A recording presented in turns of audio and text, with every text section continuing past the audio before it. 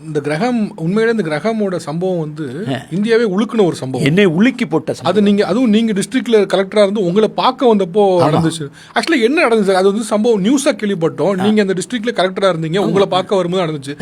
அவர் அந்த அதை ஒட்டி நம்ம தமிழ்நாட்டில இருந்தெல்லாம் வந்து பத்திரிகையாளர்லாம் வந்தாங்க. இதிலெல்லாம் விகடன் இதெல்லாம் கூட இதெல்லாம் என்னுடைய இதெல்லாம் நேர்கால் வந்தது. என்ன நடந்துச்சு? இது அவர் வந்து அவர் அந்த கொலை செய்யப்பட்ட இடம் வந்து என்னுடைய மாவட்டத்தை சேர்ந்த கிடையாது, அது பக்கத்து மாவட்டம். ஆனால் அவர் குடியிருந்து இந்த தொழுநோய் மக்களுக்காக பணியாற்றுறது நான் இருந்த அதே நகரம். இந்த என்னுடைய மாவட்டத்தினுடைய மயூர்பஞ்ச் மாவட்டத்தினுடைய தலைமையிடமான பாரிப்பதாங்கிற ஊரில் தான் அவர் ஒரு ஆசிரமம் இது மாதிரி வச்சு லெப்ரசி ஆஸ்பத்திரி நடத்திட்டு இருக்காங்க. அங்கே இருக்க மக்களுக்கு தொழுநோய்க்கு பண்ணிக்கிறார். அவர் ஆஸ்திரேலியாவிலேருந்து வந்திருக்காரு. அவர் அங்கேருந்து வந்ததே ஒரு பேனா நண்பர்கள். அப்போல்லாம் பென் பால் சொல்லுவாங்க, இந்த ஃப்ரெண்ட்ஷிப் பண்ணுவாங்க. ஒரு திடீர்னு ஒருத்தர் லெட்டர் எழுதி போடுவார். இங்கேருந்து ஒரு ஆள் லெட்டர் எழுதி போட்டு அவரை வந்து லெட்டர் இந்த பெண் ஃப்ரெண்டை பார்க்க வந்தவர் இங்கே பார்த்து லெப்ரசியை பார்த்து இங்கே தங்கிட்டார். ஃபேமிலி அவர் வாழ்க்கையே. அப்புறம் அதுக்கு பிறகு கல்யாணம் ஆகி அவர் வந்து இங்கே இந்த சொல்லி நான் திடீர்னு போவேன், வண்டியில் போகும்போது பார்த்துங்க ஒரு நாள் காரில் கவர்மெண்ட் கலெக்டராக போயிட்டு இருக்கேன். திடீர்னு இவர் வந்து ரோட்டில் நின்றுட்டு இருந்தார், மெயின் ரோட்டில். ஒரு டயர் கடைகிட்ட நின்றுக்கிட்டு என்னமோ டயர்கிட்ட இருக்காருன்னு, ஒருவேளை அவர் வண்டி கிண்டி பஞ்சர் ஆயிடுச்சோ, இவர் ரொம்ப நல்ல மனுஷனாச்சுன்னு என் காரை நிறுத்த சொல்லி உடனே நான் போய் இறங்கி என்ன விஷயம்னு கேட்குறேன். அவர் வந்து இந்த டயர் கடைக்காரங்கிட்ட டயர்கிட்ட வாங்கிக்கிட்டு இருக்காரு, பழைய டயர். அந்த டயர் கடைக்காரர் இவருக்கு இலவசமாக கொடுத்துருவாராம். ஒரு 3 மாதம் 4 மாதத்துக்கு ஒரு வந்து டயரை வாங்கிட்டு வந்து அவர் இலவசமாக அவருடைய பணி. இவர் போய் அந்த கையிலேயே இந்த தொழுநோய் வந்தவங்களுக்கு காலுக்கு சிலருக்கு வந்து விரலே இருக்காது, பாதி காலு காணாமல் போயிருக்கும். அப்போ அவங்களுடைய காலுக்கு அளவுக்கு ஏற்ற மாதிரி நீங்கள் கடையில் போய் ஸ்லிப்பர் வாங்க முடியாது. அப்படி ஸ்லிப்பரை செய்கிறாரு. இவர் வந்து அதை பேப்பரில் பேனாவில் வரைஞ்சி அந்த ஆளுடைய காலுக்கு ஏற்ற மாதிரி அந்த அளவில் இந்த டயரை வெட்டி இவர் செருப்பு செய்வாருங்க. அதனால் அது ஆஸ்திரேலியாவில் வந்து ஒரு மனுஷன் வந்து இப்படி வேலை பார்த்துக்கிட்டு இருக்காரு அப்படின்னு தோணும். அவன் ஒரு தடவை ஒரு பெரிய ஆக்சிடென்ட் நடந்துருச்சு. அப்படி ஒரு ராஜஸ்தான்லேருந்து வந்தவங்க ஒரு பெரிய ஆக்சிடென்ட் ஆகி நிறைய பேர், கொஞ்சம் பேர் செத்து போயிட்டாங்க, நிறைய பேருக்கு காயம். நம்ம தான் அப்போ தான் சாப்பிட உட்காந்துருந்தேன் வீட்டில். உடனே ஆக்சிடென்ட்டுன்னு கேள்விப்படவும் சாப்பாடு அப்படியே பாதியில் போட்டு நான் கார் எடுத்து ஓடினேன், கலெக்டராக இருந்தேன். அப்போ போய் பார்க்குறேன், ராஜஸ்தானில் வந்தவங்களாம் ரோட்டில் செதறி கிடக்குறாங்க. நான் என்னடா பண்ணுன்னு சொல்லிட்டு எல்லாம் போலீஸ் கிலீஸான்னு சொல்லி ஆம்புலன்ஸை வர சொல்லனா, கவர்மெண்ட் ஆம்புலன்ஸ் வரல. என்னடா ஆம்புலன்ஸுக்கு டிரைவர் காணாமல் தேடி இருந்தாங்க. உடனே எனக்கு இவர் நம்பருக்கும் உடனே தகவல் சொல்லுங்கடா, அவர் வர சொல்லுங்கிறேன். அவர் வரும்போதே அவர்கிட்ட ஒரு ஆம்புலன்ஸ் இருந்தது. அவர் போகிற வண்டி, இந்த எரிச்ச வண்டி இருக்குல்ல, அவரை கொலை பண்ண வண்டி, அந்த வண்டியும் எடுத்துகிட்டு வந்து இவங்களை காப்பாற்ற வந்து இந்த நர்ஸுகள் அவங்களுடைய செவிலியர்லாம் கூப்பிட்டு வந்து ஆஸ்பத்திரி கூப்பிட்டு வந்து நாங்களாம் அந்த காயமடைஞ்ச ஆளுகள்லாம் வெளியில் கொண்டு வந்து அங்கேருந்து நான் முதல்ல கிளப்பி விட்டதே இவருடைய வண்டியில் தான். அதுக்கு பின்னாலே கவர்மெண்ட் ஆம்புலன்ஸ் வந்தது, எல்லாத்துலேயும் அனுப்பிச்சி விட்டு இவங்களை ட்ரீட்மெண்ட்டுக்காக கட்டாக்கு அனுப்பிச்சேன். இவ்வளவு உதவிகரமாக இவ்வளோ தூரத்துக்கு மக்களுக்காக தொழுநோய்க்காக இருந்த ஒருத்தர் திடீர்னு சம்பவத்தில் எப்படி தான் எரிக்கப்பட்டது? அதுதானே நம்ம நாட்டை பற்றி நம்மளை பற்றி பலது யோசிக்கும் போது ரொம்ப டீப்பாக யோசித்து சில மாதிரி என்னை மாதிரி ஆளுங்கள்லாம் தொடர்ந்து இந்த மாதிரி விளிம்புநிலை மக்களுக்காக பேசணுங்கிறது, அதுக்காக கொள்கைகளை வகுக்கணும் அப்படின்னு சொல்லி தொடர் உரையாடல் பண்ணுறதே இதுதான், இந்த மாதிரியான நிகழ்ச்சிகள் தான். அவர் இறந்து போகிறதுக்கு முன்னால் நீங்கள் திடீர்னு இதை போய் நினைவுபடுத்துவீங்க நான் நினைக்கவே இல்லை. நான் வந்து அப்போ வந்து இந்தியா டுடேல என்னை இன்டர்வியூ பண்ணாங்க. அதுக்குனால எனக்கு நல்லா ஞாபகம் இருக்குது. எனக்கு வந்து வாழ்க்கையின் மீதான காமம் போயிருச்சுன்னு சொன்னேன். ஆமாம், இதில் ஐ last the lost for life அப்படின்னு. இந்த லஸ்ட் ஃபார் லைஃப்ங்கிறது இர்விங் ஸ்டோன் எழுதின ஒரு புத்தகம். இந்த வின்சென்ட் வென்ஹாங் அப்படிங்கிற ஒரு ஓவியன், அந்த ஓவியனத்துடைய வரலாறை அடிப்படையாக கொண்டது. அந்த லஸ்ட் ஃபார் லைஃப் அதை நான் படிச்சிருந்தேன். அது வாழ்க்கைக்கான காமம். எனக்கு வந்து இயல்பான வாழ்க்கையிலேயே எனக்கு பிடிப்பில்லாமல், நாட்டம் இல்லாமல் திருப்பி இயல்பான வாழ்க்கைக்கு வர்றதுக்கே எனக்கு பல மாதம் ஆச்சு. ஏன்னா அவர் திடீர்னு எனக்கு ஃபோன் பண்ணி அவர் சொல்கிறாரு, சார் நான் உங்களை பார்க்க வரேன்னு. நான் கலெக்டராக இருக்கேன், எனக்கு ஒரு ஞாயிற்றுக்கிழமை. உடனே வாங்க அப்படின்னேன். இல்லை பிள்ளைங்க கூட வந்து 3 பிள்ளைங்களும் வர்றாங்க. ஒரு இந்த இறந்து போன 2 பிள்ளைங்க, இன்னொரு பொண்ணு 2 பேரும் எல்லாம் ஊட்டியில் படிச்சுட்டு இருந்தாங்க.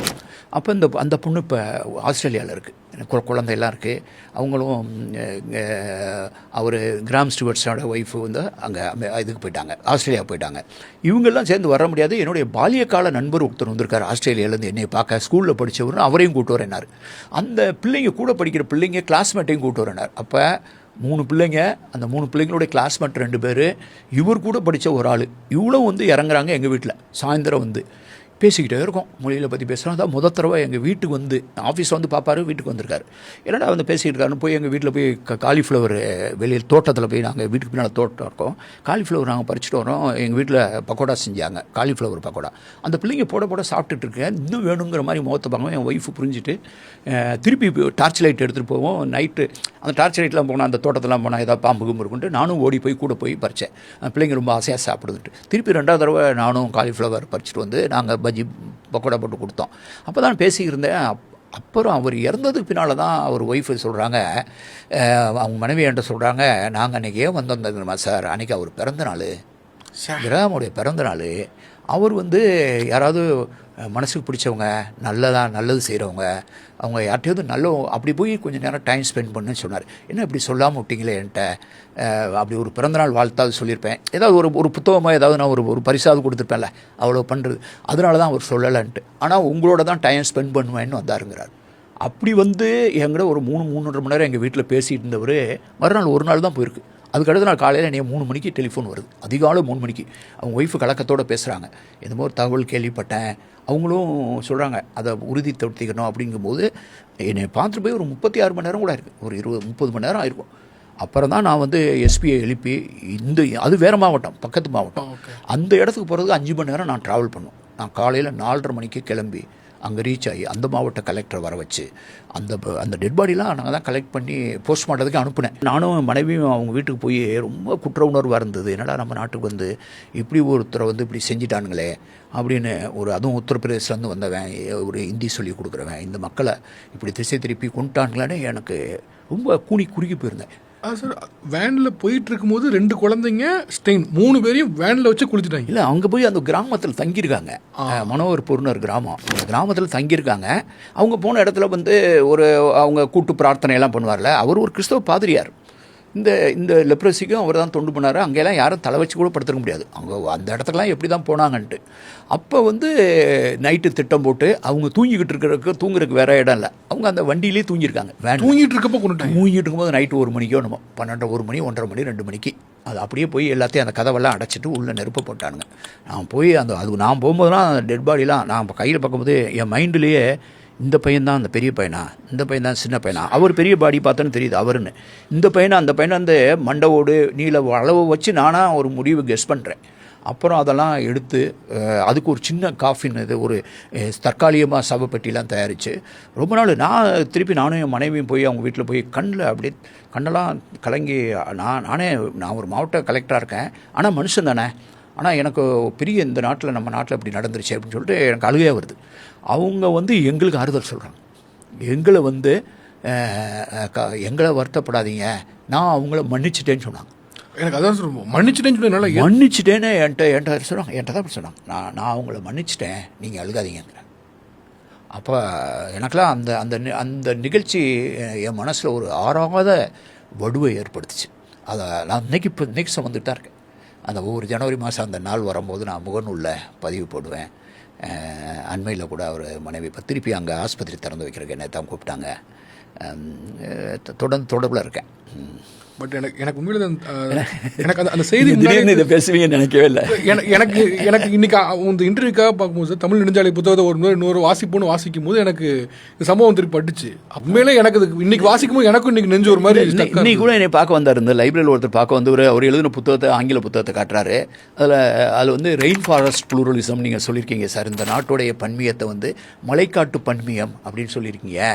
அந்த மலைக்காட்டு பன்மியம்ங்கிற அந்த உருவகம் எனக்கு ரொம்ப பிடிச்சதுனால உங்கள் படத்தை போட்டு இந்த மலைக்காட்டெல்லாம் போட்டு இப்போ இந்த புத்தகத்தை கொண்டு வந்து இப்போ தான் கொடுத்துருப்பாரு. இப்போ நீங்கள் வந்து வெயிட் பண்ணிட்டு இருக்கும்போது தான் உங்கள் கண்ணதெல்லாம் கொடுத்துட்டு போகிறாரு, அதை என்கிட்ட திறந்து காமிக்கிறாரு. இப்போ இந்த மலைக்காட்டு பன்மியம்ங்கிறதே என் மனசுக்குள்ளே எப்படி வந்தது, இன்றைக்கி வரைக்கும் திருப்பி நீங்கள் சொன்னதுலேயே, நீங்கள் உங்களுடைய உருவகத்திலேயே நீங்கள் பேசுகிற பண்பாட்டு அரசியலே மிக முக்கியமானது, இந்த நாட்டை வந்து நீங்கள் வந்து ஒரு உருக்குப்பானை இல்லை, அது ஒரு மெல்டிங் பாட் இல்லை, அது அமெரிக்காவில் சொல்கிற மாதிரி ஒரு சாலட் கிண்ணம் இல்லை, இது ஒரு மலைக்காட்டு பன்மியம். நீங்கள் தொடர்ந்து பேசிகிட்டே வரீங்க. இந்த மலைக்காட்டு பன்மியம்லாம் என் மனசுக்குள்ளே ஊர்னதே இந்த நிகழ்ச்சிகள் தான்.